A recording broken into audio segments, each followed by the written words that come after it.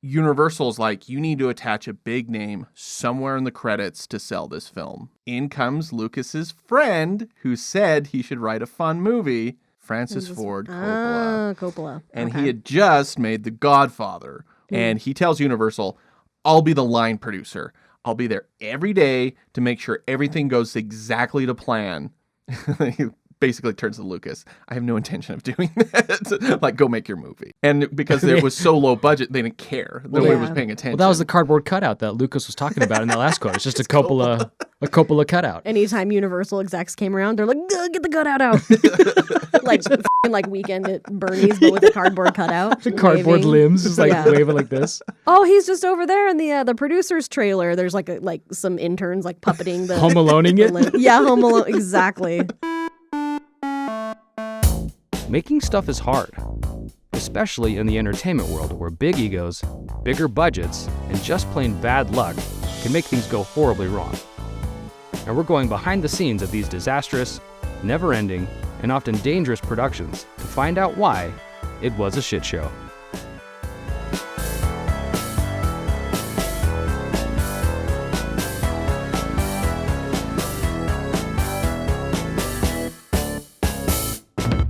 Hello, friends. This is It Was a Shit Show. I'm Ian, joined by Clint. Hello. And Ray. Hello. Do you guys know what yesterday was? It was April 29th, National Boba Tea Day. I don't know. That's actually today, actually. I know. I was just going to say Saturday. It was Saturday. It was the anniversary of the movie we're talking about today. Wait, no, it's the 30th anniversary of 40th anniversary of Return of the Jedi. Oh, I'm sure, but I'm going to say what he said. Only third year anniversary. Only 30. Third. The third year of our show. First episode of Shit Show, guys. Oh my God. I was like, wait, the third anniversary of Return of the Jedi? What are you talking about? Oh, you mean this show? This show. Oh my God, happy anniversary, you guys. We've been doing this for 3 years? Well, I mean, yeah, the first recording was February 11th, and then the first episode went up April 29th.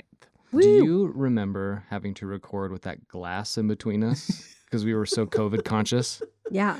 The glass / just poster plastic that was in front of you.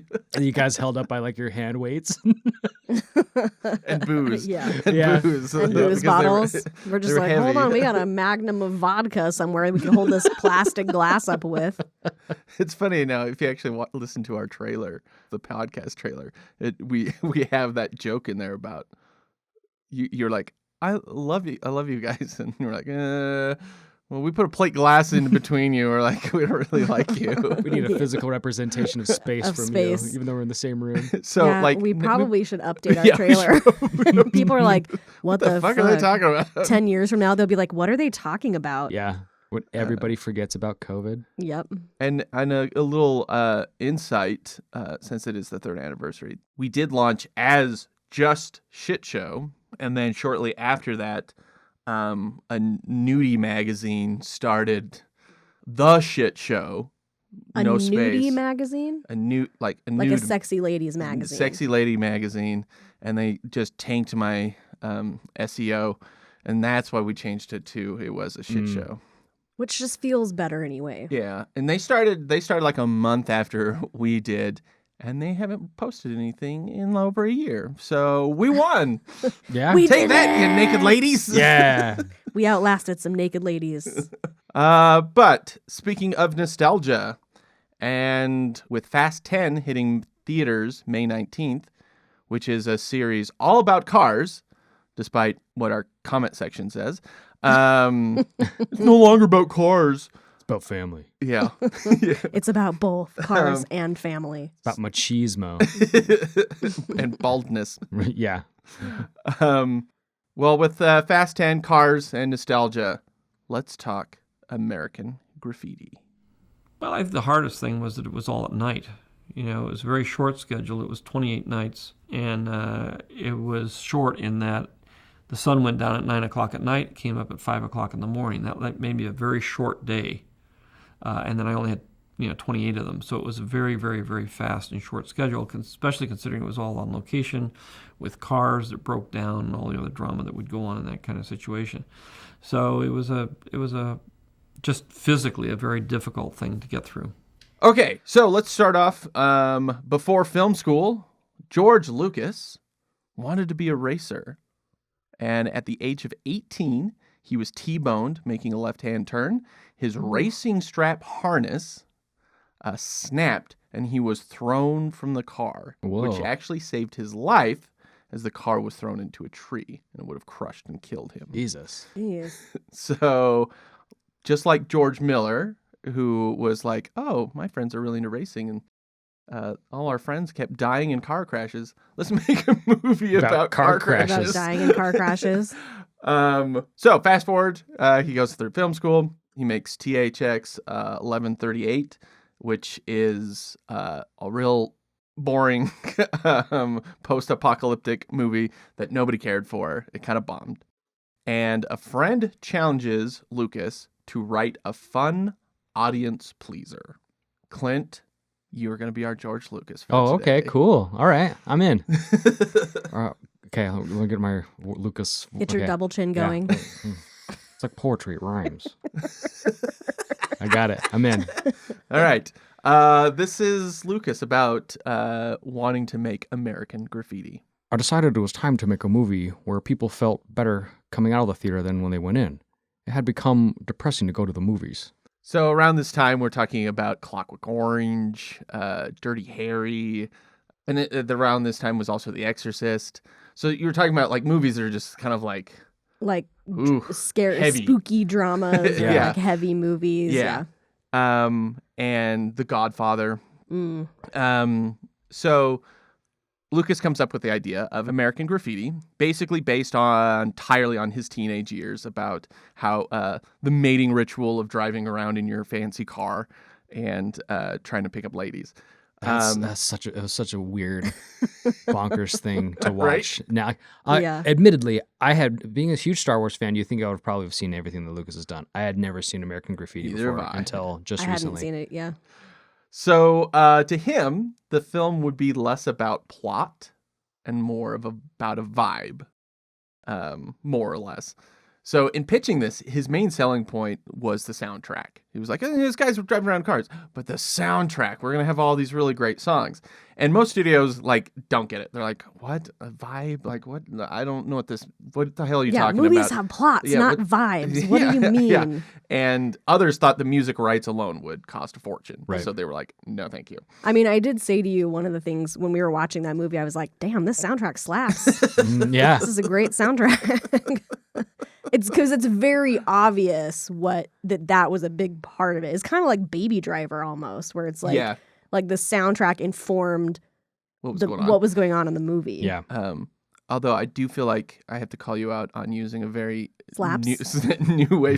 You should say it was neato. It was, boy, that soundtrack sure was neat.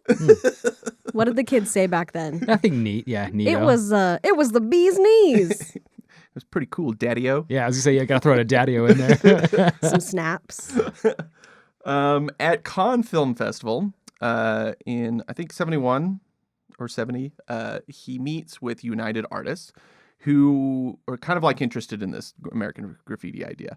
But they want two ideas from Lucas, one being American Graffiti, and he also pitches a big space adventure Flash Gordon thing. Sure.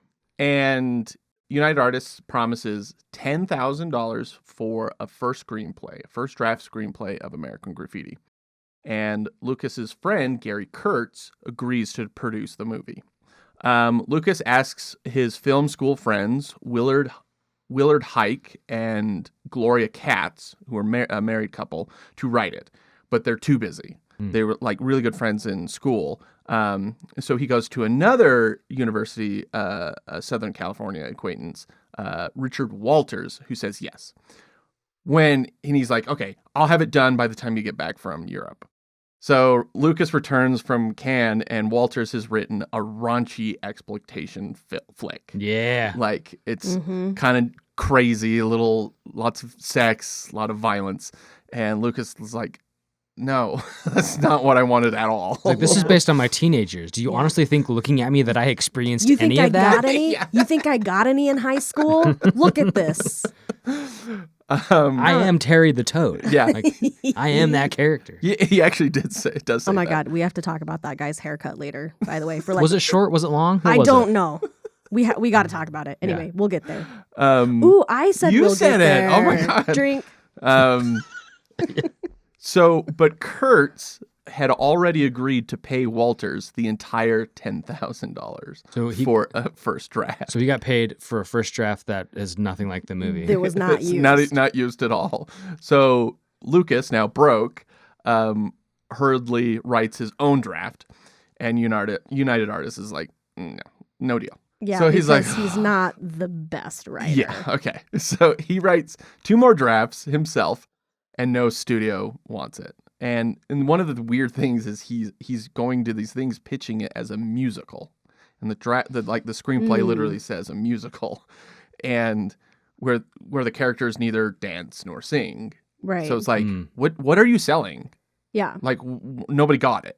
When I went into the audition with George, it was just a 5-minute meeting, and then I said, "Now look, I know I don't want to do damage to my hopes here, because I'd like to be considered for the movie, but I can't sing."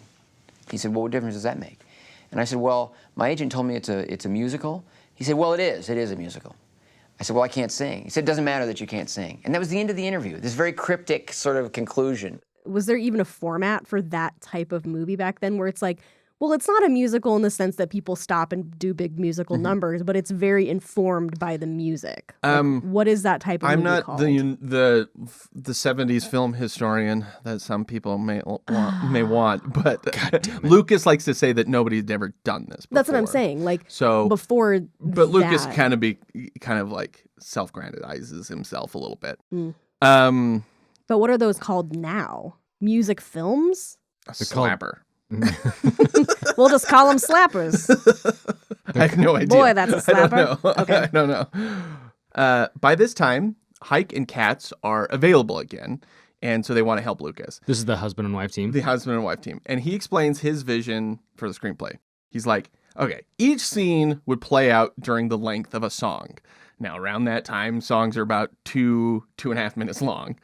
So about 2.5 minutes. Therefore, a 90-minute movie would need 48 scenes, 12 scenes for each main character. And the married couple are all like, okay. So you want a fast-moving movie? Yeah. Yeah. Yeah. He's like, Trying to break down the math. I was going to say he's doing like screenplay math. Yeah. Movie algebra. Yeah. So the 3 of them rewrote together very collaboratively. They're really good friends. But Lucas still had final say, which Hike and Katz did not care. They were like, did not mind. Yeah. Jenny Ray, you will be Mr. Hike. That's how you Yep. spell hike? Mm-hmm. It's like yuck. Yeah, That's what I would have guessed. Like a cartoon. Like Goofy's laugh. Like Goofy's laugh. We never thought anything would come of it. It was just a little movie, and that made it easy. We were having fun. So they're just like, yeah, who gives a shit? This is gonna be fun, right? So that said, they both disagreed with one thing that Lucas was just adamant about, which was putting the title cards of the main characters at the end of the film, which was, first of all, there was 2 things. One, it was weird because they're fictional. Right. So it's kind of like, And it felt like a documentary move where it's like, oh. yeah, the what? biography, like Yeah, a of like biopic. yeah. And the fact that he only did the 4 main male characters and none of the women's yeah. of partners they have throughout the movie. Right. I noticed that. Like, what happened to Debbie? I need to know. Yeah. So I need to know.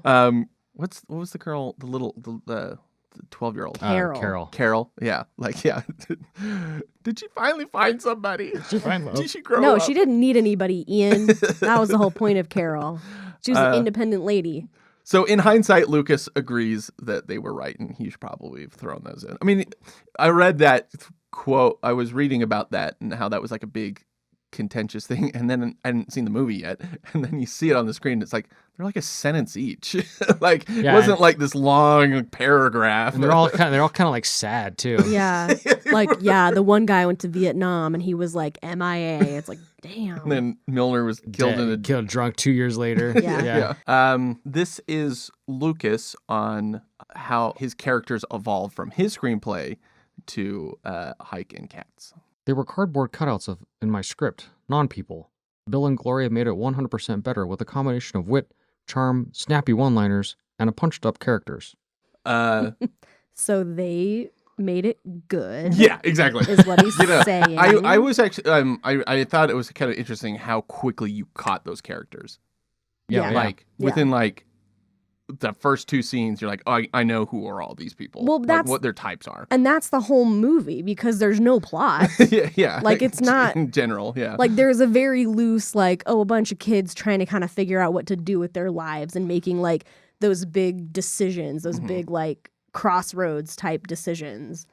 But what was there then if there weren't characters before? Yeah, just like exactly. Music cues. Yeah. Just and them singing. and descriptions of cars. Yo, baby. You want to get in my car? That stuff really happened? Like, hey, one of you girls want to come and get in my car? Oh, yeah, sure. Carol's brother or whatever. Yeah. Carol's Debbie's sister or whatever. Yeah, we'll come get in their car. And then, like, okay. just offloading your little sister. Little sister. I was like, okay, so that car full of teenage girls thought it was a good idea to send one of their kids' sisters into a car with a strange man. Like, what the fuck was happening? Yeah, some greaser. I think, he was obviously very known in the town, so I think there was that. But it's still very weird. Like, even Toad was like, hey, you look like whatever. And she was like, oh, really? And then she jumps in the car. He's like, hey, you look like a celebrity. Want to come get in the car with me? And she's like, okay. So weird. So bizarre. Okay, so Lucas takes this new script to Universal, who just started they just started a new division under Ned Tannen, and we'll get back to him later. So under this new division under Ned Tannen, they would produce extremely low-budget films. And Universal agreed to fund the film at how much? How much do you think? Back then, 1972. $400,000. I wasn't gonna go that high. Wait, $100,000. I was gonna say 80 grand. 600,000. Oh, damn it! I was more. I don't know. Yeah, I don't know. That's 600,000 total. That's for Lucas's fee, the writer's fee, all the cast, crew salaries, shooting costs, and even music rights.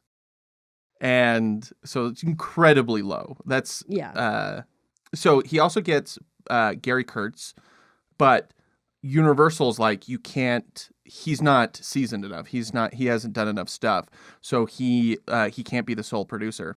And Lucas needs a pro, and they also are like, you need to attach a big name somewhere in the credits to sell this film. Ooh, I know. Whether it's an actor or a producer. In comes Lucas's friend who said he should write a fun movie. Who? Coppola. Francis Ford Coppola. Coppola. And he had just made The Godfather, which was just the biggest hit, thing yeah. and revolutionizing cinema. And so it was like, you put that on there from the producer of The Godfather. And everyone's like, oh my God, you know. They still do that now. Yeah. Oh, I know. Nobody gives a shit. No, I'm not like questioning it. It makes sense. It's just one of those things where it's like, from the producer of The Godfather, a movie completely unlike The Godfather. Yeah. That's why. Were you expecting a sexy car movie? That's not what this is. Although this is a very horny movie. Yeah. Oh, but this movie is thirsty. Yeah, very.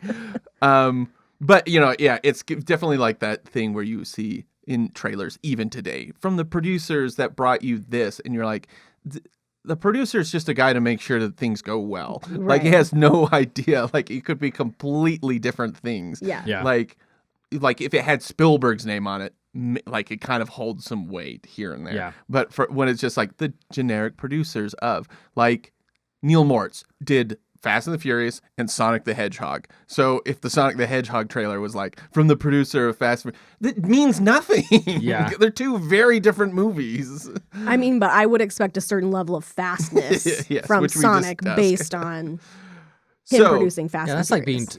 can a producer be typecast? I He's, bet. Like- he's a fast guy. He can't do slow He only movies. does He only fast does movies. fast. So Lucas and Coppola were friends, but they were at odds professionally because Coppola was a producer on THX, and he allowed Warner Brothers to have final edit on the film.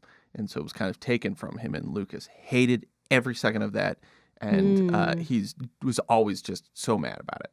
So Coppola uses this as a way to kind of like make it up to him, make it up to a friend. And he tells Universal, I'll be the line producer. I'll be there every day to make sure everything goes exactly to plan. He basically turns to Lucas. I have no intention of doing that. Like, go make your movie. Oh, that's funny. He's like, oh, guys, hey, studio, don't worry. I got it. I got this. George, just have fun, buddy. Yeah, George, exactly. you got want. this. Yeah. Like Good luck, Coppola bro. was like went to the set like twice. That's awesome. He was never there. And because it was so low budget, they didn't care. Nobody yeah. was paying attention. Well, that was the cardboard cutout that Lucas was talking about in that last quote. It's just a Coppola cutout. Anytime Universal execs came around, they're like, get the cutout out. Like fucking like Weekend at Bernie's, but with a cardboard cutout. They have Oh, he's on the truck. He's going. He's leaving. He's bye. They're doing Bye-bye. the like the cardboard waving. limbs, just like Yeah. waving like this. Oh, he's just over there in the producer's trailer. There's like some interns like puppeting the Home Aloneing it. Yeah, Home Alone. Exactly. They're just listening to the soundtrack of American Graffiti. Yeah. Okay, so with Coppola on board, Universal's like, holy shit, didn't expect that one. So they give Lucas an additional $150,000. So now we're the at movie. 700,000, right? 750. 750,000. They call that a Coppola bonus. Yeah. But Lucas. That's something different in my house. Lastly, like Lucas had to forfeit Final Cut approval again. Oh, okay. And so he's like, womp womp. fuck. Okay, so Lucas initially had 80 songs to be used for the movie. Were there that many songs back then? Back then. Universal was like, hell no, that's like way too much. So he cut like the big expensive ones, like Elvis. But Kurtz was friends with Denny Wilson. Anybody? Nope. I got nothing. He is the Wilson not lying in bed. Oh, Beach Boys. The Beach Boys. Okay. So Clint's like, what the hell just happened? Wait, what? I said that. What I just witnessed right here was this beautiful like Synergy of synergy of spouses. Like, oh my god, this is. Ian just referenced a really random Bare Naked Ladies lyric that referred to Brian Wilson, and Ray picked that up and then was like, the Beach Boys, of course. I mean, I'm baffled. brainwaves. There you go. So Kurtz knew Danny Wilson, so he got them to reduce their usage fee, and with that, the rest of the bands fell into place, and they were like, "Oh, if the Beach Boys are doing it for that low, like we can do it for that." So like everybody was like the same price. Okay. Interesting. Total licensing budget for the music Half of the 750. $90,000. Ooh, that's way cheaper than I would have thought. Anything beyond that had to come out of Coppola's pocket. Coppola's culpable. The Coppola cash. Just take it out of the Coppola cash. So, shooting starts in June of 1972 and goes for 28 days. Mostly took place between 9 p.m. and 5 a.m. Jesus. So, oh, yeah, that was all at night. It was all Yeah. night shoots. Yeah. Because it started at Mel's Diner before the lights came on, and then it ended Like it was pretty quick after that. Yeah. And then other than the morning scene at the very end, or when they go to the airport, and that kind of like day for night shot where they're walking in the woods. Oh, in the woods. Yeah. Yeah. That very obvious day for night yeah. shot. So the day before filming, a crew member was arrested for growing marijuana. Yeah, buddy. So they lose one guy. On the first day, Which crew member was it? I don't know. I wanted to see it, but it just said crew member, so it probably pretty low on the total Totally poll. a grip. I was gonna say Sounds Richard like Dreyfuss. something a grip Yeah. would get into. On the first day, they couldn't get the camera rigs to fit on the cars, so they didn't start shooting until 2 a.m. Whoa. So they only had like 2 or 3 hours. So the second day of filming, the city of San Rafael revoked their shooting permit. Whoa. because a bar owner threatened to sue the city if they continued to shut down their main streets. Oh, yeah. And so after dealing with the police showed up and was like keeping them from shooting. They're like, what the fuck's going on? They had to talk to the mayor and negotiate only 3 more nights of filming. One being that night. Like, give us some time to find another location. Was the bar open all night? I mean, bars are open until 2 a.m. Sure. Yeah. Whatever But back basically, Call they were time, yeah. disrupting their commerce. then. I mean, based off of this movie, he went and bought liquor. Like, sir, do you have the just- time? Yeah, it's like quarter to midnight. 12. Yeah. Yeah. Yeah, I'm just like, holy shit, they were out until 3 a.m. Yeah. So, so they renegotiate. They're like, okay, let us stay here for just a little bit. So we figure out, and then they go to Petaluma, which was just 20 miles from there. So they continue to shoot for the night. That day when they got shut down, but then they're like, okay, we finally What if get they to go. just offered to like the bartender, the owner of the bar, like, hey, we'll shoot a scene in your bar. and pay you for And pay it. you Well, for it. if you think about it, that whole movie takes place in the cars. Yeah. That's true. They would have had to add a bar scene. Yeah. And like they were all And they're all kids, underage, yeah, and they so- wouldn't- yeah. So they're like, okay, fine, cleared that up. Let's start shooting. And a restaurant nearby sets on fire. Like, just completely randomly, there's a fire there. It's nothing like huge or anything, but now there's fire engines on the street Yeah. with lights sitting there just shining up the street. So they're like, well, shit, we can't shoot anything in that direction. And this was in one of the nights that they negotiated to stay the there. same night. The same. Oh, The geez. same night. Okay. And then shortly after that, an assistant cameraman falls off the filming trailer and is run over by that yellow hot rod No. driven by Paul LeMay. Guy's completely fine. Okay, he's Okay. fine. Okay, God. good. So You- that's like day 2. I assumed he was fine because you were kind of laughing about it, and I was just like, "Bro, Some poor fucker. yeah, fell off. this guy lost his head. the guy driving that, like the stuntman driving that truck was like, bump, bump. What did I just hit? This What road the- was yeah. totally flat." The suspension on this is amazing. Yeah, it's like Barry Zuckercorn. What the hell? What is that? Okay, I'm glad that guy was okay. Yeah, he's fine. Good, But this good, is good. day 2. Jeez. 3 days in, Lucas, who chose to be the lead cameraman, and he had two other camera guys, one of them under a car, and that was a joke because he went under the car. No. But yeah, we get it. He realizes he sucks at this. He's not a good cameraman. Oh, okay. Okay. And all the footage he shot sucks. Is all pointed at the ground.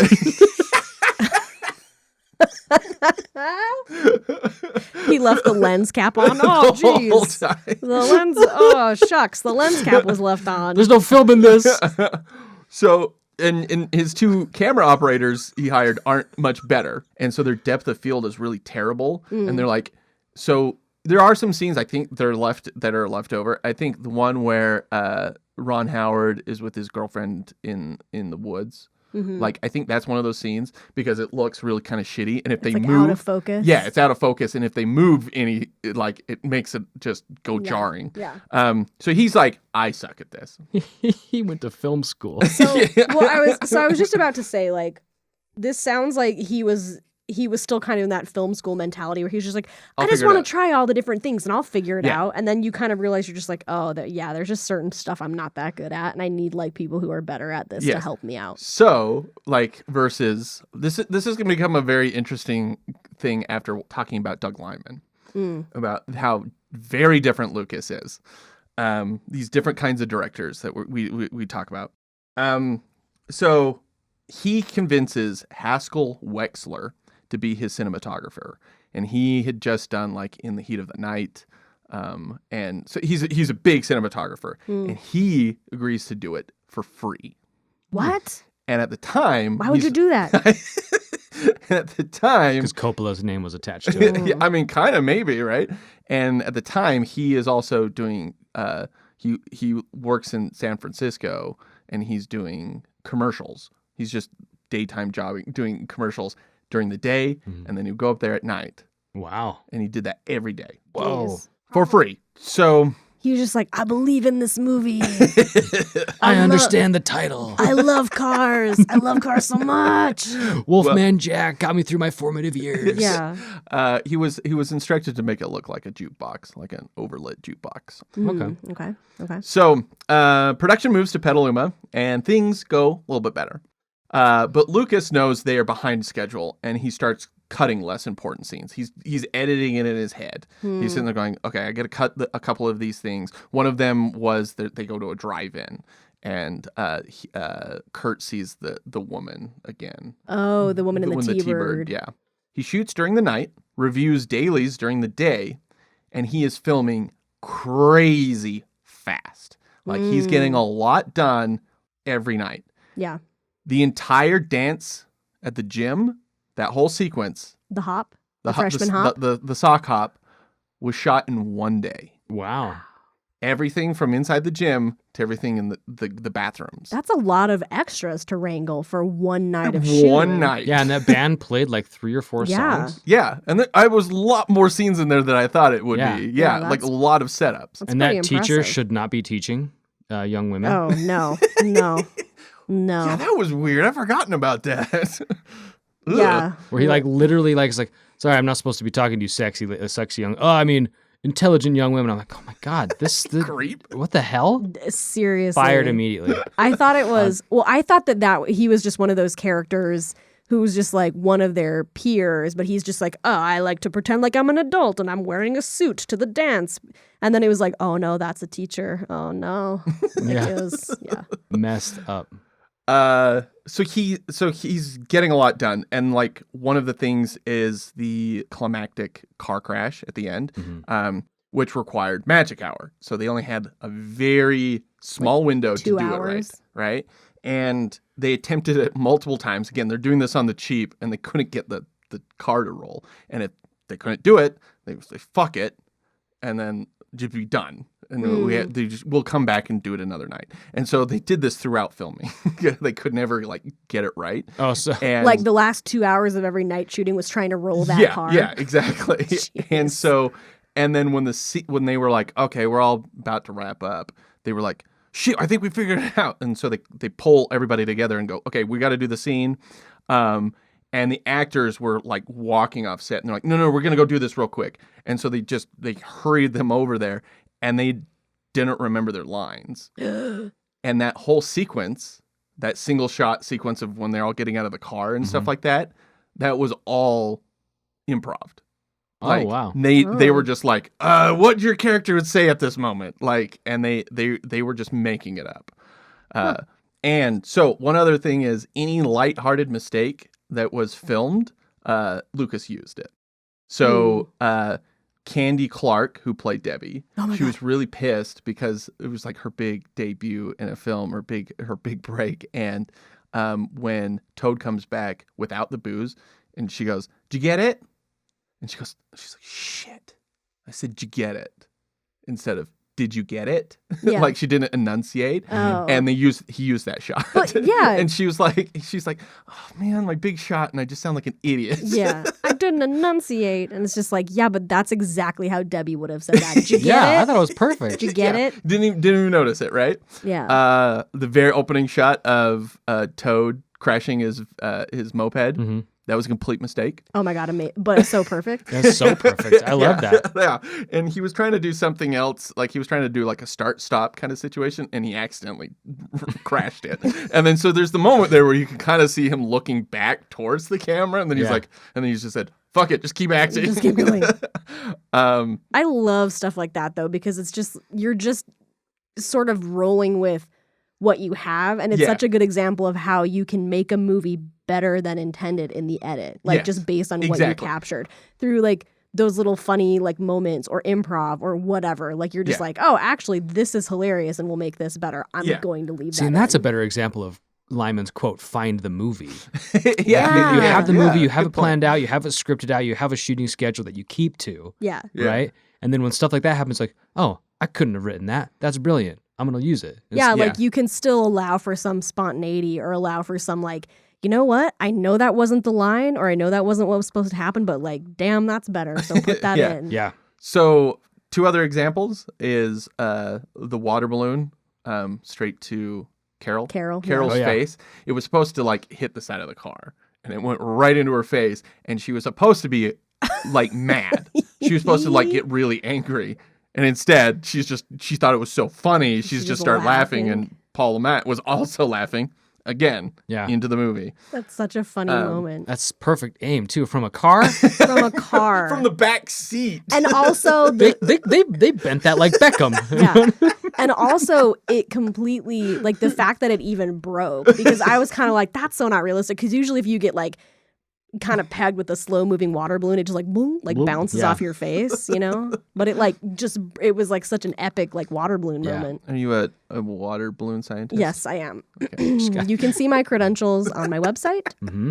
And then one other one is the scene where Toad asks someone to buy him booze, and the guy that actually does it. So they rehearsed it and they kept doing it and they kept shooting, and the guy would throw it to him and he'd perfectly catch it and then take off. The shot that's used in the movie was when he kind of like stopped paying attention. And fumbles it. And he fumbles it. Like, that was an accident. He almost actually dropped that. Yeah. That was the one that was used in the movie. Yeah. By the way, funniest fucking part in that whole movie. So good. The shop owner comes out and fires the gun. The gun. It's just that whole sequence of events. Yeah, sure, I'll go get you. Hey, can you buy me booze? Yeah, I'll go get you some booze. Like 2 seconds later, he's like, running out. Runs out, throws it to him. Yeah. And then the shop owner just unloads a pistol. Cut. Never mentioned again. No explanation. What did that guy do? We might talk about that. We might talk about this later, but I feel like this movie had to have been like the precursor of like the teen coming of age movies that we've had nowadays, like Can't Hardly Wait or Super Bad or stuff like that. I was thinking the same thing. I don't know. Again, not the biggest of older movies. Like, I don't know if there was another teen movie that kind of like had that Before kind of this idea. one. Yeah. But I definitely was like, this is the super bad of the 70s. Yeah. I mean, even like Toad was McLovin. Yeah. You know, like trying to get people to buy you booze at the liquor store. Like it was very super bad. Okay. Production was a drunken party. Ooh. All the extras with their fancy cars, because they needed a shit ton of people to bring their cars. And most of the people that didn't have speaking roles, all the cars that you saw in the background, there's just people like lending their cars. They were just drunk all the time, and they would just drag race between driving shots. around. Wow. Yeah. And so it was just this chaos. Anytime whatever the camera wasn't looking at was just nonsense. Harrison Ford and Paul Matt were the worst. Paul Matt playing is the John Milner, the yellow coupe. They were consistently drunk. They set a hotel room on fire. They would pee in the ice machines. No. And they would hold races to the top of the spinning Holiday Inn sign. Wow. No, why would they pee in the ice machine? One day, Just like get like a little pea ice cube in your Diet Coke? No. I hate that. One day, they're standing around by the pool and they're just throwing beer bottles into the parking lot. Oh my God, they sound like dicks. Oh yeah. Wow. So Dreyfus confronts them and he's like, "What the fuck are you guys doing?" And they're like, and it started becoming very much a fraternity, right? And Dreyfus is like, "What the fuck are you guys doing?" Lil Matt's like, "Oh," and then he throws Dreyfus into the pool. And he hits his forehead. And I was watching the movie trying to like see if I could see that. I apparently he had a big goose egg. On And his head? I didn't notice. I didn't see any shots where he had the No, goose I didn't egg. either. After this, Ford was the worst, and he got banned from the hotel for the rest of the shoot. He had to go to a different hotel. I thought you were going to say from the rest by of his himself. life. Lucas was so serious about sticking to the budget, he tasked his head electrician to shut off all generators the second 5 a.m. hit. Like, even if they were in the middle of a shot, if 5 a.m. hit, they would just turn it off and be like, "We're done." Like, day's over. Hard cut. Interesting. All the actors shared one trailer. There were no chairs on set. They couldn't even like have somewhere to sit. They just sat on the ground when they weren't in cars. Uh-huh. And makeup was bring your own. As in, do you want to wear makeup? You're going to have to bring your own. Whoa. So they didn't even have anybody doing makeup. Whoa. Which is kind of funny thing about the goose egg. And then also that scene with Steve. Where he's like, oh, you wearing cover up? Oh, yeah. Oh, yeah, where he's like, is that zit makeup? Wait, let me have some of that. So that actor just was like, oh, man, I got some pimples today. I better bring my zit makeup. Yeah. There was a shot of one of the actors I saw like had a huge zit on their neck. And then like the following scene, it was like it was completely gone. You know, like, Well, like any inconsistency. self-respecting person, the minute you see that you have a pimple, you pop it. Yeah. That probably unintentionally led to this feeling more realistic, though, too. Because, Oh, yeah, for sure. Because it was just like, yeah, like... Slice of life. Yeah, those dudes wouldn't wear makeup, and like the women of that era that would have worn makeup would have just like, it would have been very subtle and light. Yeah. Jenny Ray, since Clint gets to be Lucas, you're going to be our Harrison Ford. Oh boy, I don't know if I can do the voice. You gotta sound like a gruff son of a bitch. Yeah, you sound like you're just grumpy and annoyed you're being told asked something. And this is Harrison Ford about how strict the budget was. I, well, remember almost being fired for taking 2 donuts from the food tray when it was well understood that the limit was 1 per cast member. So that's the kind of set we're running here. Wow. He got almost fired for taking 2 donuts, but not for setting a hotel room on fire. Right. I feel like one of those things is much worse than the other. So all this stress is giving Lucas just endless headaches and stomach aches. And he keeps getting colds, and he's only sleeping like 3 hours a night. So or he a day. directed this, and he's also technically producing it because Coppola Is not never there. showed up. Yeah.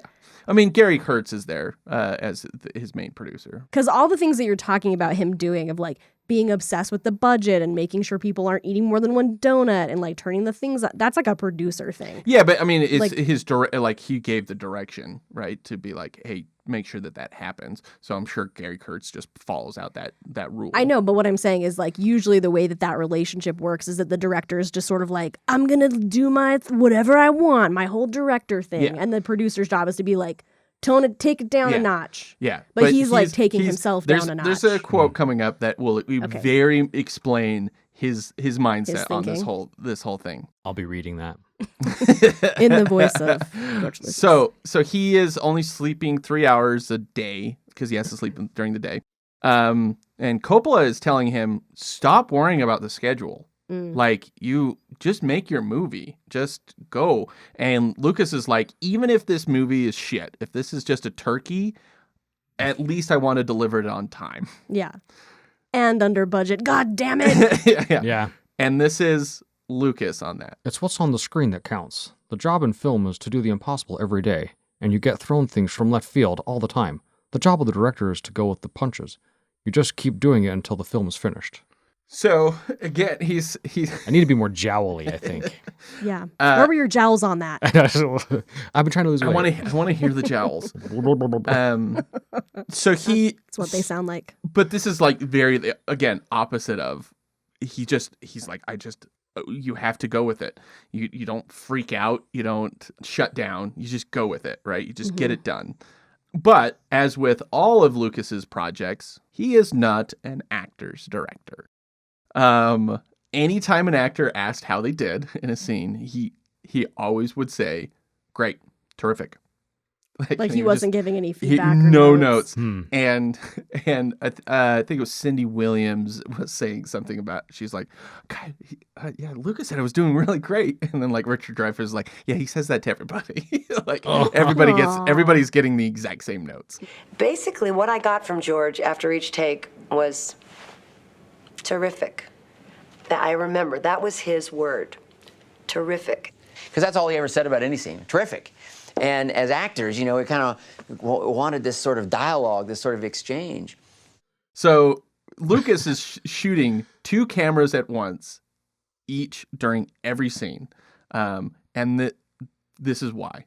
And he said, I'm shooting this in a kind of a documentary style, so I want this naturalism. If you're really doing anything that I didn't like, I'd tell you, but it's great.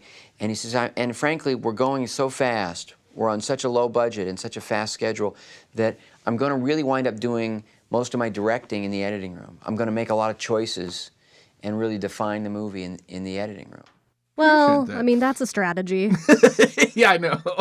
And if the performance don't wasn't have there, you just time. have to choose just have the to- least of Yeah. the bad. He's just like, I'm covering all my bases. I'm going to shoot 2 cameras. It doesn't, if there's a mistake, it's fine. I mean, you can look at it. You could look at it in 2 ways. Just that, yeah, A, Lucas is not an actor's director, or B, that he just really trusts his actors, and then he's gonna do everything else to get the theory, take, yeah, and then yes. Then make the choices in editing.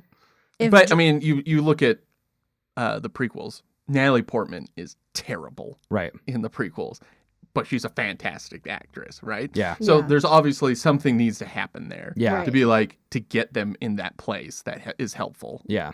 So if he's not particularly good at writing, and he's not particularly good at at running a camera, and he's really not great at directing actors, what the fuck is George Lucas good at? We'll get to that. Every time. Every time. Lucas was known for being very internal, and quiet. So he never raises a fuss, and when he gets angry, he just kind of shuts down. He's also not a good communicator. Yeah, absolutely. And Richard Dreyfuss would make fun of him for it, just like, Lucas, will you calm down? Stop yelling. That's funny. And he's just not having any of it. I loved, by the way, his character in that movie. He gets picked up by the pharaohs, and he's just like, all right, I guess I'm running with these guys now. Guess I'm in a that gang was- now. Yeah, What he's he just rolled with the punches and just was like, well, I guess I'm doing this. I guess I'm doing, he just was kind of floating through the movie, but in the most chill way. Yeah, that was one of my favorite things about the movie was Kurt just being like, well, shit, I'm in this situation. Let's just get over it. Let's Yeah. just finish what we're doing here. Yeah. All right, I Because guess he wasn't acting like a bumbling idiot. And He wasn't No. trying to escape. He was just like, fuck. No, right. gotta do it. All right, Jumped guess- in the car with his ex-girlfriend, made out with her for a bit, got dropped off at another corner, decided to sit and watch TV for a minute. He's On just someone fucking else's car. on Yeah. someone else's car, just living his damn life. I thought that was actually going to reveal itself as they were just fucking with him. They don't They didn't really know whose car that was. yeah, so, who's the too. name? They said I don't know. Peterson Yeah. or something like that. Johnny That- T or something like that. Yeah, that was not even actually a person. Yeah. Later on, they were going to run into somebody doing the same thing, and they're like, "Hey, do you know whose car that is?" Yeah. That same kind of thing. He pulls a prank on the cops for Yeah, just fucks their car, no which I'm pretty sure is reason. probably a felony. probably. I mean, even when he had a chance to get away from those guys, when he was at the mini ping- golf, Yeah, where the pinball the machines are. pinball machines were, Yeah. yeah, he's just played it cool and helped them get away with stealing the quarters. I'm just who is he? That's the other thing too. Is so for somebody who's very on the fence about whether or not they want to leave to go to college. Yeah. And he's thinking about staying here, and he knows the owner of this place that is going to be actively. The guy's going to know Kurt, you and those young hoodlums steal Yeah, from right. me. Yeah, they're yeah. the timeline on that is a little. Yeah. Yeah. Okay, so Lucas, when he did get really mad, it was a big thing. It was a big moment when he finally snapped. He got so angry. He was just because he's just writing this pressure and he's just get it done.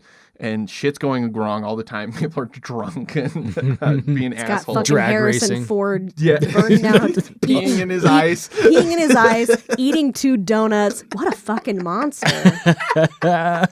Burning down the Holiday Inn. I'm just picturing him he's I'm so thirsty. I'm gonna take a drink of this nice, refreshing Coca-Cola, and there's just a pea ice cube on the top, and he's like, "That's it, that's it." And he Forwards just across the way. So they high five him and Milner.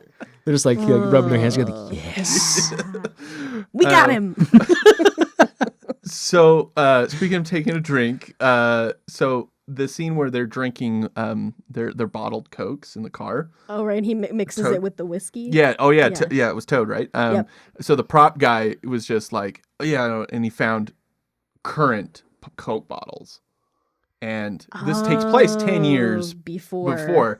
Yeah. And he was like, seriously, do I have to do your fucking job for you? And he fired the guy on the spot. Oh really? That's what Luke. Oh Yeah, wow. That's he just got him at the worst time. Oh no. But to us in current times, we're just yep, those are old Coke bottles. Yeah, I we wouldn't didn't know the notice at difference all. between a Yeah. 1950s and a 1960s Coke bottle. yeah. But because Lucas is so quiet and he's so fucking tired, he'd fall asleep during takes. No. And nobody would notice. Oh no, Grandpa Lucas. So they just keep acting, just like waiting for him to say cut, and he's just like, and he was like, he admits that he would do this, and he would be like, Oh, no. he's like, I had this weird supernatural ability to suddenly just like wake up right when I needed to call cut. Wow. And so like he was just taking, subconsciously he was hearing the lines. yeah, and the so lines was his white noise, and then when they stopped saying the lines, he's like, the white noise is gone. So like, cut, we got it. Yeah, exactly. Hey George, how did I do in that take? You were great. Great, You did great. terrific. Great job. Excellent acting. Yeah, see, that starts to make sense, Oh, right? man. Somebody Somebody who's who's not fucking paying attention, and he only wants to do it in the edit anyway. So They really wanted to test Lucas on that, and it was somebody who comes up to him who wasn't even in that scene. And he's like, Yeah. how was I in that scene? Oh, you were great. Really good. You son of a bitch, you were sleeping, weren't you? That's like I'm sure everyone has experienced that at some point in their life where you're like on a Zoom meeting and then you hear somebody go, Ian, what do you think of that? yeah, and you're like, the up volume was not listening. Yeah. So like he's taking out like these power naps. So Yeah. but he's not really paying attention to all these things, which is this is incredible. Just like hearing these stories that this even like came out. Oh, man, intelligible. But that prop guy was just wishing, oh man, why couldn't he have been asleep during that scene? Yeah, right. right? He notices the fucking Coke bottles. So Gary Kurtz was a vegetarian, and which was pretty new wave then, right? Right. And so Oh, he doesn't eat meat. Oh. Yeah, everyone Yeah. was like, And so so- you eat chicken and fish? yeah. No. So he's like, okay, we're gonna get catered by only vegetarian meals. Until the crew Oh my God. threatened to leave unless meat was back on the menu. It's back on the menu, boys. Bunch of fucking orcs. Teamsters, man. Yeah, I was gonna say, I was like, are you kidding me that you tried to serve vegetarian meals to Teamsters? Yeah, and they practically were like, we're not gonna do this anymore. I'm pretty sure that has been what's caused like every Teamster strike in the history of Yeah. Teamsters. It's in their union bylaws. Meat, various meats must be served at all craft services. Must be catered by Arby's. You call this an Italian? There's no salami. Strike. Yeah, So when did people start? Wait, so like a week. like in. immediately they were Yeah. just like, listen, Is this gonna change? Nope. I believe there's a mistake. You brought the food that my food eats. Yep. Yeah. So Polymat, he discovered he was allergic to walnuts whilst eating one of these vegetarian salads. Wow. And Oh, that sent him to the hospital. That that was Yellow Coop, John yeah, Milner. Okay. John Milner. And then one stunt required a $5,000 reset. And what I was reading, I don't know which one that one. It's probably either the car, the police car pulling the wheels off, or the crashing at the end. I'm not sure which one. Right.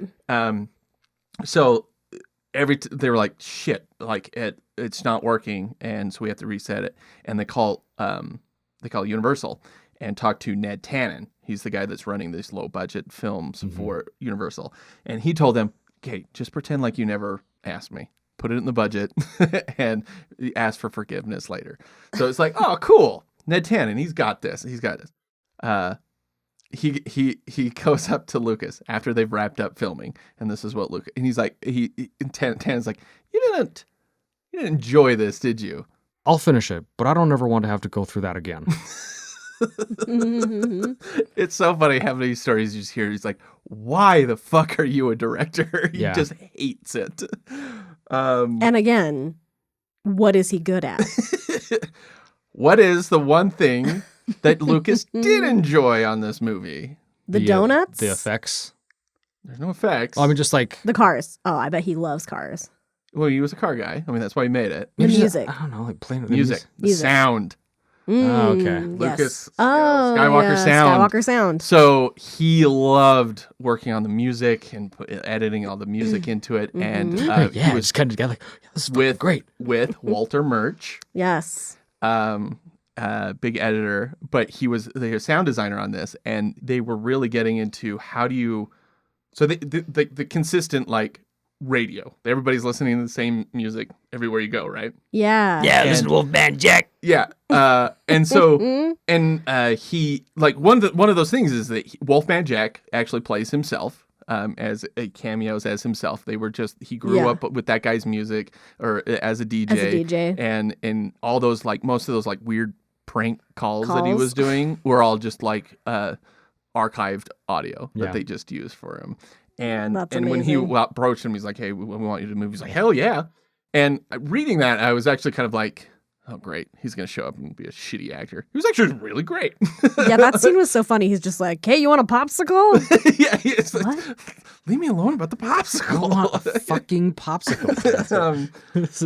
So he, like, the fact that he got to use Wolfman Jack, got to have him in the movie, to making the dynamic audio, where he was like, we would literally we would go and shoot the audio somewhere else, where I would just, like, be in my car and I would drive with the music playing, so it sounded like music going from a car going from point A to point B, because they couldn't catch that on the shoot. So basically, they were like Foleying the sound of like car audio in a car by just recording that. Yeah.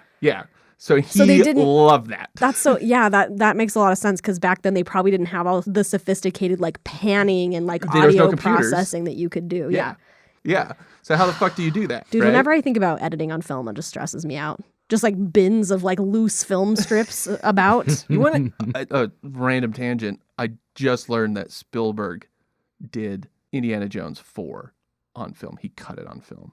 Gross. 2008. Why would you do that to yourself? Wow. I was reading this article between Lucas and Spielberg, and he's sitting there, and Lucas is like, "You're insane. I literally invented digital editing, so you don't have to do that anymore. Do this fucking bullshit anymore, Steven." Yeah, and Spielberg is like, I'm the only one still doing it this way. So that's like What a nerd. Okay, so speaking of all that, Lucas wanted his wife, Marsha Lucas, to edit the film, but Universal brought in Verna Fields is who we brought in. So she's done a lot more stuff. So we prefer for her to do it. But Lucas is like, remember when he was talking about his math of screenplays? So he was sitting there like, no, this is exactly how you have to edit this film. It needs to be very rigid. It needs to go Kurt, Toad, Milner, Steve. Kurt, Toad, Milner, Steve.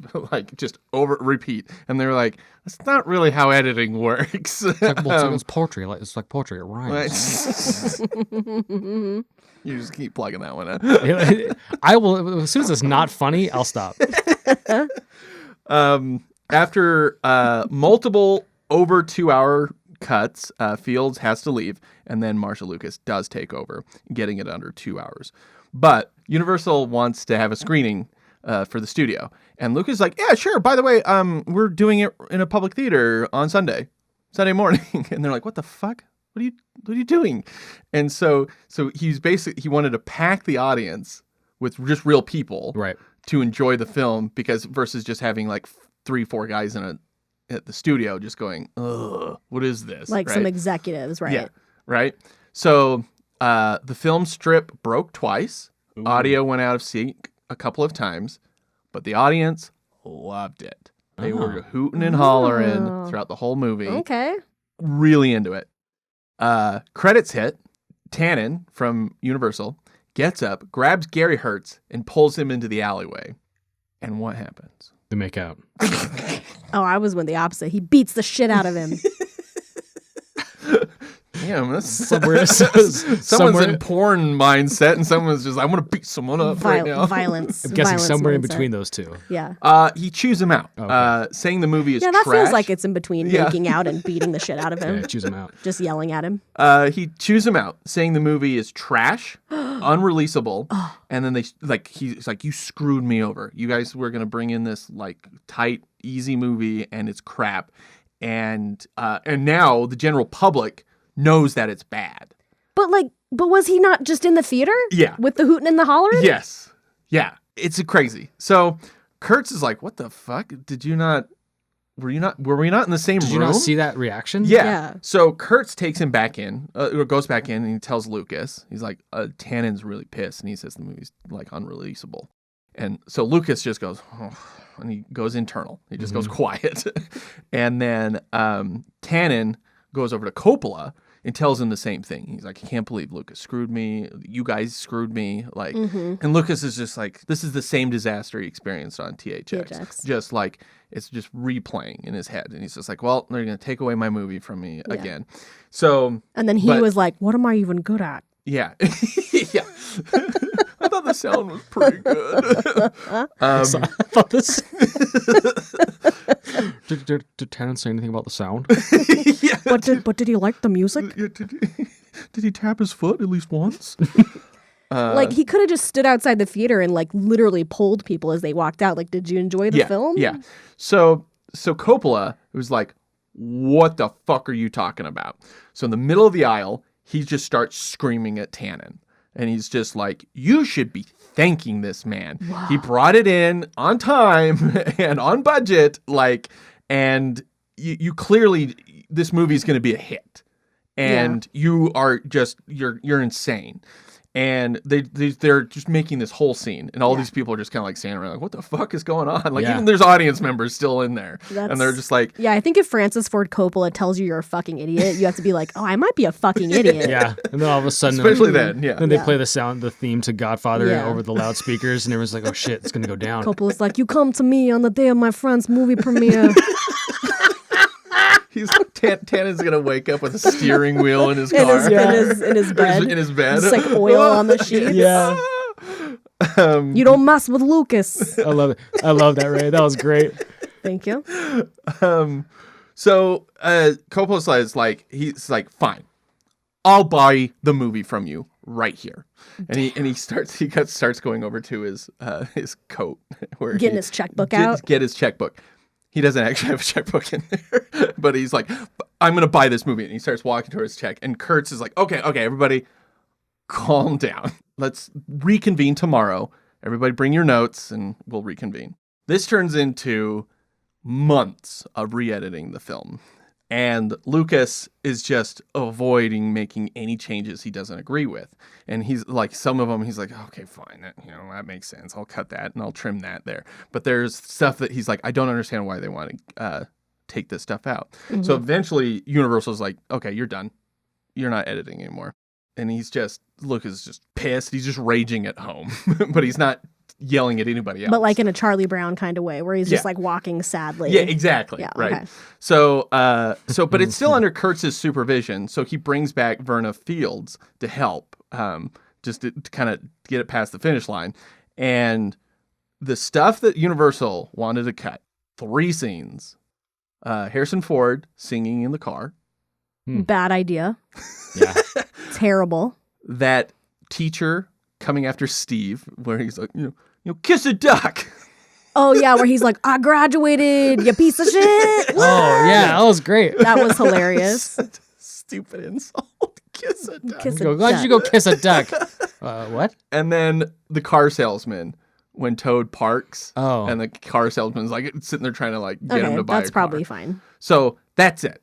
That's what they're mad about. Okay, one of those 3 are cuttable. Yeah. This is Gary Kurtz about Universal's edit with those 3 scenes taken out. What we got out of it was a film 2.5 minutes different, and I would defy anyone to see both versions together and notice any difference. The studio wasted all of our time when it could have released the original version. So Universal's like, this needs to be like a TV movie or something. We don't know what to do with it. And they're holding multiple screenings in May of 1973. And people are fucking loving it. Like they're just cheering in the middle of the movie. And were all the studios back then just like really into like the like artsy 70s movies that everyone was making? Because like the bullshit slow dramas. And so they're just like, well, what is this drivel? Like they didn't understand like an audience pleaser. Yeah, where's the subtext? Even though they asked for an audience pleaser. I mean, Coppola asked him to make an audience pleaser. Okay. So, but Tannen just does not get it. And he's the one holding this up. Right? Well, that's why he was head of budget movies at Universal. Yeah. So it gets to a point where the stories start getting out that this is really great. That 20th Century Fox and Paramount are like, we'll buy the movie from you. Yeah. Like, give it to us. Like, we don't, like, and Tannen is just like, why does anybody like this? And during all of this, Lucas and especially Coppola are telling the press that Universal is the one thing holding this up. Yeah. And they're very vocal about it. Like, just saying, I don't know why they don't want to release it. The audience is loving it. And you would think that like, how stupid do you have to be seeing like over and over again in audience screenings that people love it. They're telling you that they love it. Other studios are asking to buy it from you. Coppola said he would buy it from you, and he's just like, no, it's not good. It's not good. It's like, but like, what are you talking about? At this point, it's not necessarily Tannen, though, right? At this point, it's the studio. Well, Tannen is the studio. He's the studio. He's the guy. voice of the. Okay. Yeah. So he needs to be the one that says yes. Yeah. Ultimately, Tannen realizes he just doesn't get the film, but he finally says, "Let's release it."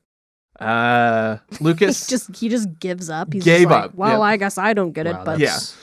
So Lucas considers the film crude, unpolished, but he knows that doesn't mean you can't enjoy it.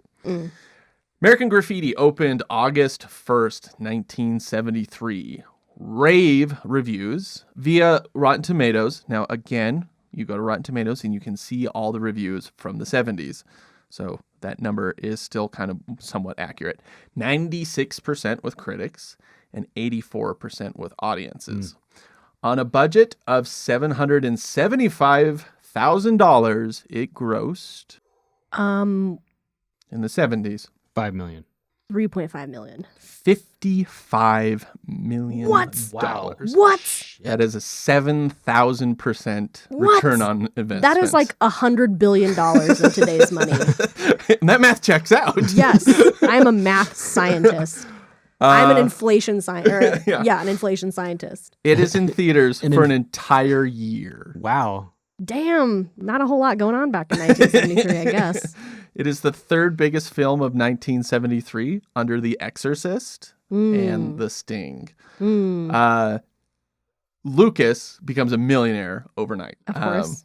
Lucas shared percentage points of the profit with Hike Katz Wexler, the cinematographer, who, if you looked at the credits, it says visual consultant, the guy that didn't get paid. Oh, he got back end. He got a percentage. That was He gets smart. a percentage. He must have believed in the movie a lot to be like, look, I'll do this for free, but give me back end. Yeah, something, right? And he's like, I'm a millionaire now, because he probably made more money doing it that way. Oh, 100%. A shit ton more money. Yeah. And he started and he was also like giving some other random people like Verna Fields and stuff, like giving them cars, which then people were kind of like mad about. Movie?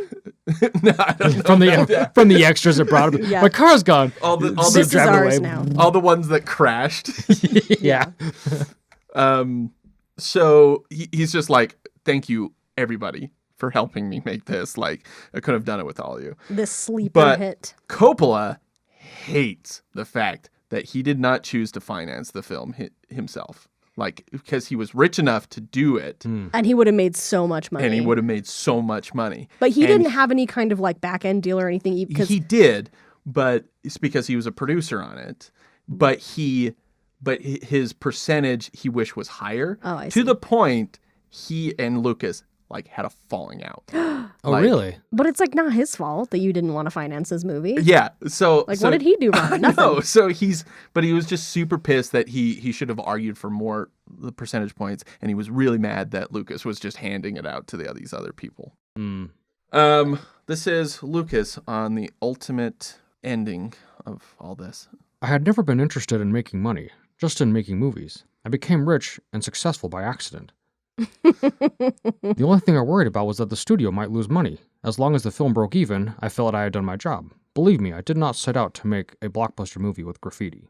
So, wrapping up what you said a long time ago about how it's like versus like the Lyman thing where he's just like, I want to do what I want to do, and we're gonna go over budget over and over again. Like Lucas is like, this is my job. Yeah. He took it he wasn't a creative endeavor, it was a job. Right. And then he accidentally made a really popular movie. Yeah. Yeah. American Graffiti was nominated for Best Picture, Best Director, Best Editing, Best Story. Oh, I'm sorry. Best Story and Screenplay based on factual material or material not previously produced or published. That's the whole name of the category? That was the category back then? Jesus Christ. Good Lord. Isn't it now just a best original screenplay? Yeah. Best original screenplay. It's like, did anybody run that by a writer to be Yeah. like, I think there's a more concise way of saying this. Yeah.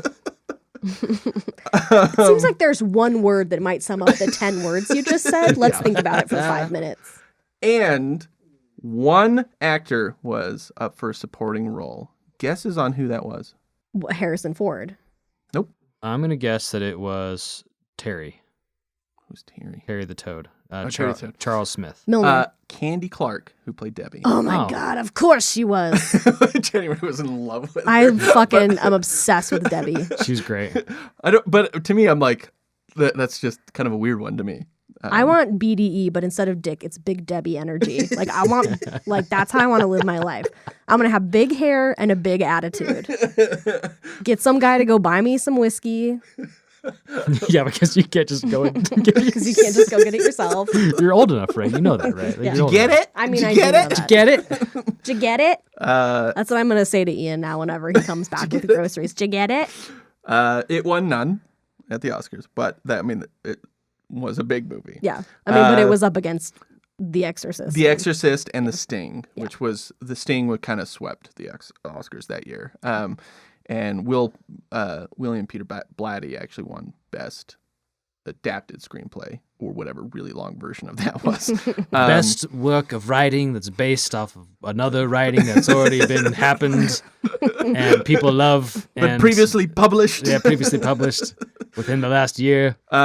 So after Star Wars was a big hit in 1977, which Gloria Katz wrote the final uncredited rewrite on. She is kind of given credit for how good Leia is in that movie.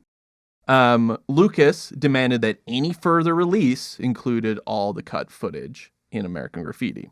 So Universal reissues the film in 1978, so 5 years later, and it grossed what? Oh my God.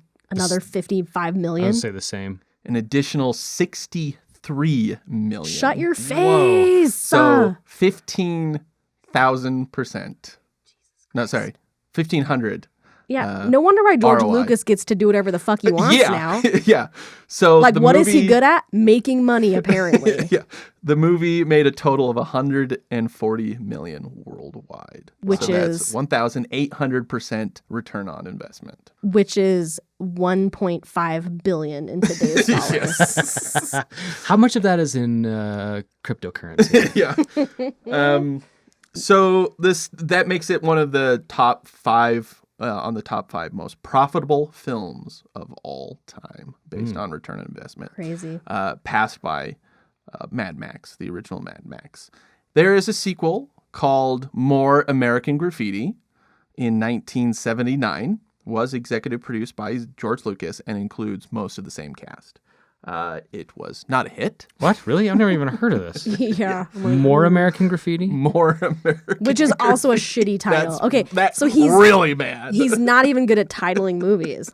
Apparently, he's just good at accidentally making a shit ton of money. Weird fact about that movie: this is the last film Ron Howard plays a live-action named character. You mean Ronnie Howard? That's what it says. He on the was thing. credited as Ronnie Howard in the credits, and I lost my mind about that. So, before I ask the question, I want to say that a lot of the times when people tell you, "Oh, you have to watch this. This is a classic. This is it's this seminal movie that you have to watch," and you go back and you're like, some of these movies just don't hold up. I mean, like we talk about The Exorcist. None of us were really big fan of The Exorcist. It's fine. I liked everything at like towards the end, like when the exorcism actually was happening. So, but it's just like some stuff is just kind of boring to us, or it just doesn't have that quippiness. Or for me, a lot of the time, sound, like the older it gets, the harder it's harder to like understand what the hell they're saying. Are you sure like, you're just not getting yeah, older? yeah. It's So not no, I really a remember that in film school, just being like, I don't know what the fuck they're saying. So it's kind of weird going back to older movies that people are just, they're telling you it's a classic, it's telling you a classic, and then you watch it, and then you're like, it means nothing to me. Right. I must say, I thought this was thoroughly enjoyable. I really like this movie, so I absolutely worth it. Yeah, I think it was a fun movie. It started out a little slow, and I was kind of like, meh. And then as it kept going, like I got more and more into it. But it does feel like one of those movies. It's just kind of like, oh, it's a nice little slice of life movie. I can tell why a lot of people back in the 70s would have really loved it because it's that nostalgia. It's like now when we watch movies from like the era when we were like young growing up, we're like, gosh, 10 like, Things Had About You. Right. You watch those kind of dumb like high school movies from when you were a kid and they're just really fun to watch. And so I can get why people really liked it. And I did, I think that like you said, I think it was really enjoyable. And obviously it seems like it did a lot for Lucas and a lot for like the cast and a lot for, and like kind of. I mean, it was launched a lot of those careers. Would you say that this is the reason why we have Star Wars? Like, I mean, it funded. Because the money made from this would have funded all of Star Wars. Yeah. And so you like taking all that into consideration, it's like, yeah, of course. Yeah. But I mean, I would disagree with you. I didn't think it was slow either. I was surprised at how fast. I was like, I get these characters and I get what's going on, and I thought it was like, no, I just meant like the first like 15 minutes, I wasn't really that into it, but then as it kept going, I got like, I was like, okay, I'm enjoying this more. I'm saying, I'm just like, I was like surprised at how fast. I was like, oh, I get these guys, and this is like really fun. Yeah. And just so weird. Like just dragging, like you're talking about, just picking up women off the street. Yeah, that was so and they're all bizarre. Driving all close to each other, just talking, having conversations, having full fucking conversations while they're driving down the road. Yeah, someone was looking for you. Oh yeah, he's looking for me. Yeah, I felt the kind of the same way you did. I was like, this is dumb. And then as the movie's going, I was like, okay, I like it. I kind of like this. Like the setup with what's her name? Carol getting in the car with John Milner. You're just like, what is this going? And it was instantly funny. I don't know. And the Toad stuff was so enjoyable. Yeah, he was. I just wanted, for the longest time, I was like, just come clean to her, man. She'll still like you. She'll still like you. Yeah, Debbie doesn't care. Debbie will like you for who you are. Or that one joke that I thought was so funny. You're uglier than me. Your car is uglier than me. And then and then her face like I don't know what that means. Yeah. Yeah. Speaking of Ron Howard, unaccredited, or not unaccredited, but like non-seeing speaking role, I do have something from Clint's Closet. Oh, go ahead. Oh, all right. Let's get into it. The closet. This is this actually probably would have been really good for Arrested Development. It's my Buster Bluth hook hand prop. It's just like a. It's just literally like a garden. It's a garden tool with a third prong in the middle, like taken out and just shaped to look like Buster Bluth's. Wait, did you make that because you were like Buster for Halloween one year or something? It was my brother's. He was okay. Buster. Yeah. So I was like, I called him. I was like, "Can I have your Buster Bluth hand?" He's like, "Yeah, sure." So this is the only thing I was thinking, because I was like, well, I've got so many things from Star Wars, and Lisa's like, you can't do another Star Wars thing. So I was like, all right, cool. I'll get my Buster Bluth hook hand. I love it. So worth it. Yeah, I think so. I mean, it definitely was worth it for everybody that made fuck ton of money. So much money. Yeah, I would say so. Just for, like I said, the seemingly historical importance of this, of just like that probably launched all of like Lucasfilm and Skywalker Sound and Star Wars and like his career from then on, because he was a millionaire after this movie. All right, should we do follow-ups? Yeah. Let's do it. So follow-ups from YouTube. We have Mega Ritz said about The Exorcist, William Friedkin was a psycho. People like him should be fired, or if severe enough, legal penalties. If that means we get fewer good movies, so be it. But we probably wouldn't get fewer good movies. Look at David Lynch. Everyone he's worked with praises him for treating them with immense respect, and his movies are great. And his actors' performances are great, including the most dark and intense scenes.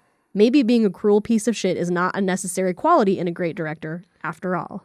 Yeah, I put that on there because it's crazy to me between The Exorcist and Bourne Identity and Mr. and Mrs. Smith. Like the comments in YouTube of how many people are just like, the ends justify the means.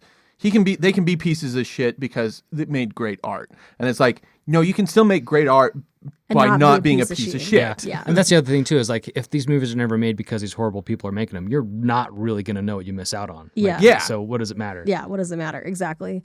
And also, like, part of what keeps it's people like that who are part of what keep that behavior going and keep that attitude. They allow it. Yeah, exactly. We're just like, well, I don't care if he's a piece of shit and treated as cast terribly, as long as like I got this really good movie that I loved out of it. And Then it's like, you're an Yeah, equally and then piece of shit. And then the studio's going, and even on the other end, the studio's going, well, I made a bit fucking money, so it worked. So like I don't care. Yeah, exactly. So anyway. And then on the Mr. and Mrs. Smith episode, we have some follow-ups. The first one is that Doug Liman, I did not even put this together until much later, but Doug Liman directed the pilot of the OC with Adam Brody. Yeah. So your weird scream plushie. Yeah. Kind of. It made even more sense. California. Yeah. Vitali said, I just get this huge wave of joy when I see that you guys posted a video. I understand that these take a long time and huge effort to make, so I'm never expecting a new upload. It's like a surprise every time. I know that the next 1.5 hours will be fun, interesting, and crazy in the best kind of way. Aww. I love that. They're just like, surprise episode, bitches. Shit in your face. Claude Martin said, just letting you know I have 85 podcasts in my queue. You always skip the line to the first, even pausing the current one. Keep it up. Love the shit show. Yeah. Wow. Take that, you other 85 podcasts. Who is subscribed to 85 podcasts? I mean, I'm close. Are you really? I listen to a lot of podcasts. I mean, And okay, to be clear, it could be 85 Episodes. Okay, that makes sense. Yeah. Okay. As a regular podcast listener, I know how meaningful it is to be a podcast that somebody skips their current listen to, because then you have to remember to go back and then you're like, what was this podcast about? Like, so that's a big deal if someone skips. That's a commitment. Yeah. Anyway, Thank you. So thank you, Claude Martin. Okay. And then Daniel Duncan said, Ray is bae. She is the funniest on the show. See, need your love. Ian's just putting these in to fluff up my ego. Yeah, I am. It's working. I've stopped responding to the amount of Clints. Just Clint. just Clint. That's just in the Sonic the Hedgehog episode. No, it's in everything. Is it really? Oh, yeah. Because I usually go through all the comments, and I've only just been really seeing it's on everything. And people on Sonic the Hedgehog are still doing it because they're discovering it. That's funny. Yes. And then a few things that people said about Food Fight. Oh, my God. Michael Goff said that we got to the last 90 seconds of the episode before the guest mentions perhaps his most relevant qualification regarding the movie and how it was made is wild. That Ryan's an animator. No, that he did performance he was a capture mocap. cleanup. He was Yeah, that's right. He's like, oh, I completely forgot to mention I was a mocap technician. LOL. It's just like, I think that my reaction says everything that needs to be said. Then he continues, thanks for the giggles. Greasy Dick Weasel will be living in my head for a few days now. Yeah, Good. rent-free. If it has to live in my head, it has to live in all of yours. Those are just 3 words I never thought I would say in sequence.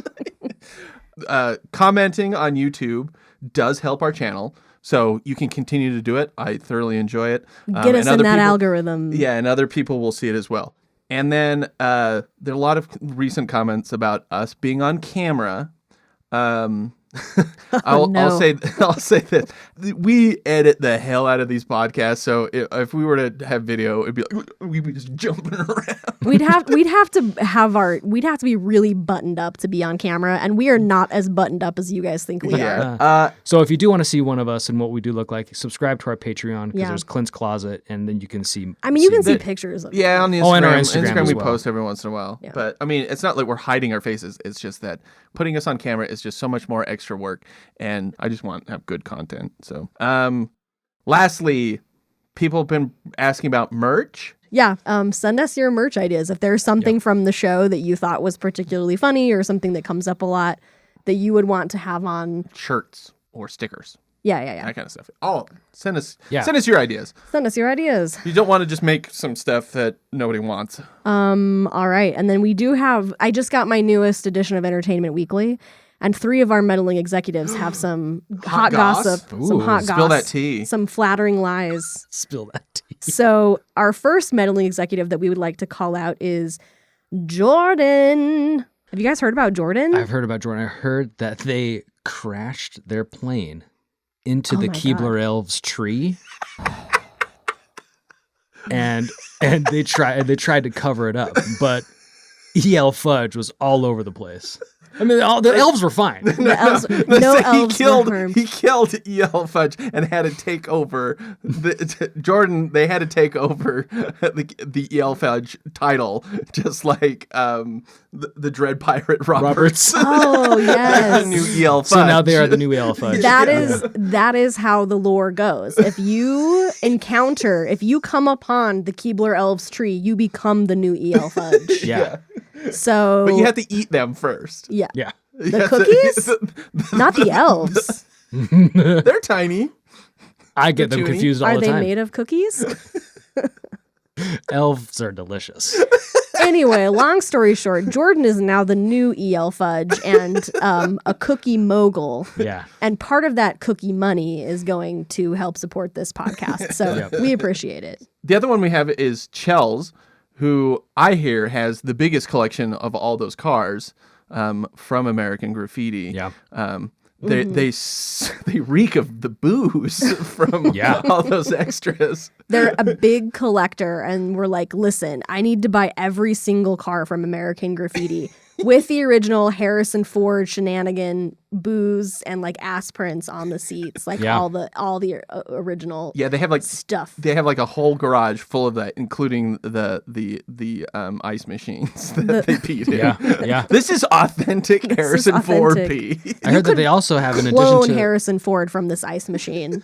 And I also heard that they have on display Wolfman Jack's original beard that Oh had my been God. preserved. Yes. Yes. It's just like on a mannequin. A mannequin. Like, like Batman has like his suits like on these mannequins. Just picks up the cowl instead. They just pick up the beard and pop it on. But our last one is Tony. Tony, believe it or not, is the heir to Ray's Original Pizza. All of them. All across New York City. Oh my God, no way. They are the heir to all the versions of original Rays. Yeah, they managed to squash their differences. They pooled all of their collective Rays together, and Tony is the sole heir of Ray's Original Pizza. That's why we're able to get this donation from him from Patreon, is through Ray money. Oh my Ray God, pizza we money. got that pizza money. Yeah. Oh, I thought they were just that person that had the frozen pizzas. Tony's frozen pizzas. Oh, that's what they decided to do with the recipes from all the Rays. Yeah. That's an offshoot, because they're like, look, I spent all this money buying all the Rays, and I can't rebrand the Rays as Tony's because then everyone will be like, what? So then I have to create my own brand of like at-home pizza meals, easy pizza meals for families. Slap his name on it. Tony. Yeah. Slap and they're your all name on there. all the rejected ones from the restaurants. And they're like, well, that one doesn't look as good as the other one. So put it in the freezer. Box it up, But call it Tony. some poor lonely schmuck who's got a dinner for one, frozen pizza, he's gonna not give a shit. Not only is Tony providing like Patreon money for us to keep us going, is keeping college kids fed. Yes. College kids and lonely divorced dads. Yeah. You know what? Really doing a great service to the people out there, Tony is. So, including us. Thank you, Tony. Thank you, Tony, And thank you Shells, to- and Jordan. Yeah. And thank you to all of our meddling execs. And if you would like us to tell your flattering lies and secrets on this podcast, find us at patreon.com and sign up as for the $10 tier meddling executive, and we'll tell your secrets live on air. And then you can all shit talk me on Discord. And eventually, Because they know you never look. That's true. I love that every time you join in, you're just like Clint. I like Star Wars. Yeah, no, really, it's like Clint. They're having a conversation in Discord right now that you would be super interested in, and then you go in and you're like, I remember that. And then you're gone for like 3 weeks. Well, they like as the conversation is going, by the time I get there, like everything that could have possibly been said has been said. I'm like, well, I better chime in on something. So like, yeah, SWAT Cats was a really cool show as a kid, and then nothing after that. then I'll check on it again in a week.